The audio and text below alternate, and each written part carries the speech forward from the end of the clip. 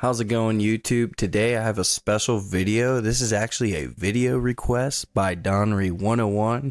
He asked the question, can you make an effects sends routing video specifically for audio inputs and outputs?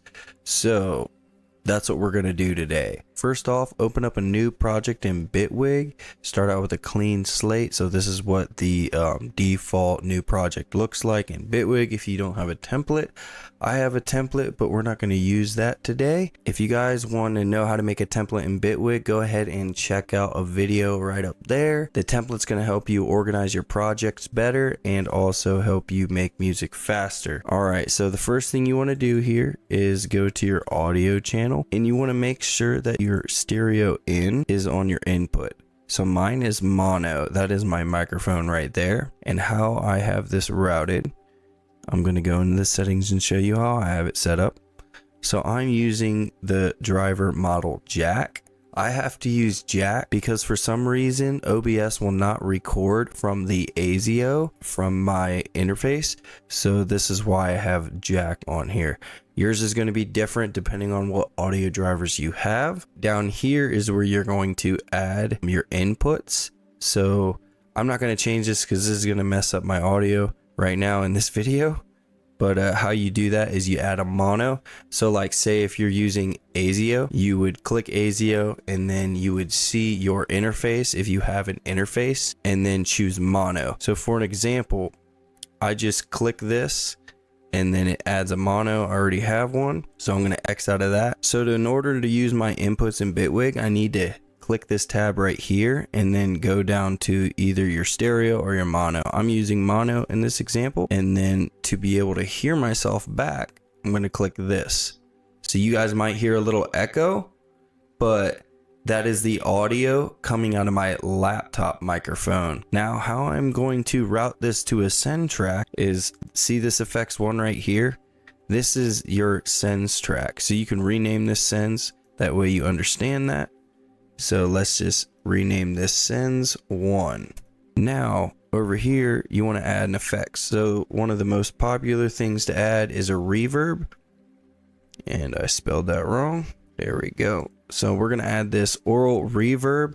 This is free to download. Go to this website right here. I'm going to link it down below in the comments so you guys can download this. It's a really cool reverb and it doesn't take up a lot of CPU usage. This is just on the default setting. As you can see, we just opened it up, and then you want to click audio 2. So we're going to name this microphone. So I'm just going to name it mic. And then after that, you can now go down to sends 1. Make sure you have it clicked. And then right here, you can control how many decibels you're sending to your sends track. First off, in order to hear the reverb, you want to arm your track. And then as I move this up, you're going to hear the reverb. Test 1, 2. I have reverb on my voice now. If you don't want the reverb on your voice and you have like reverb on your voice, so if you have it up at 0 decibels, so it's going straight into the sends, and I don't want to hear it, I can click that and it will deactivate that. But if I click it, it will activate it again. We're going to turn that down.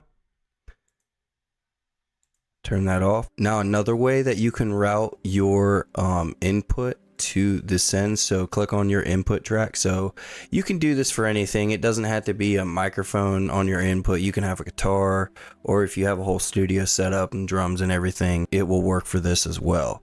So go ahead and click your mic, and then over here, instead of routing it straight to the master, just click the sends. Now all the audio is going from the input track to the sends directly, and then your sends is going to the master. In order to hear the reverb now, from routing it straight into the sends, if we arm the track, we can automatically hear the reverb. And if we want to control that, we can use the fader right here. That way it's a lot easier to see instead of using these little faders in here. So that is another way on how to route that. Those are the only 2 ways that I know how to route. I don't do a lot of routing with my inputs. I usually do routing from different tracks, like drums for an example. If I want some more reverb on the snare, I'm going to create a sends track with my reverb. And then here, I'll just do this for an example. So we're going to add a drum machine. Okay, so I'm going to drag this rim shot right over here. After that, now if I want this to go to the sends, I can go down here, make sure this is up. And then see this drum machine right here? I have this little drop down arrow right here that I can click. Then I can activate that rim shot and then take that to the sends. So now when I hit the rim shot, I can adjust how much reverb I want from here. So if I want more reverb, or you can, again, use this fader right here. It's all how you want to do it, but that's usually how I use sends tracks when I'm producing. So I'm going to open up a project and give you an example. Okay, in this project, I want to show you how I'm using sends. So if I open this up, you can see everything right here organized. I got mids, highs, and lows. And if you're wondering how it's organized like that, that's because of the template I made. So go ahead and watch that video if you want to learn how to make a template like this. It's going to help you stay more organized. So let's just open up my highs, and I'm going to show you a really cool example with this trance pluck. This is a really cool sound. I like it a lot. So it already has some reverb on it right here with the space, but we're going to turn that down just for this video's example, and we're going to play that right now.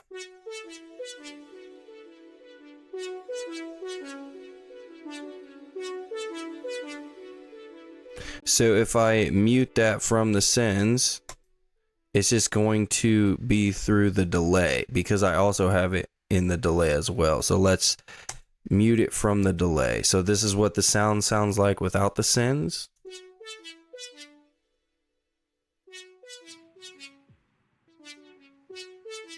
Just turned on the delay.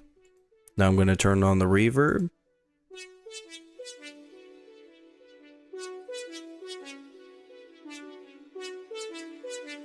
Now if I want to turn down reverb but not completely deactivate it, I can decrease the decibels.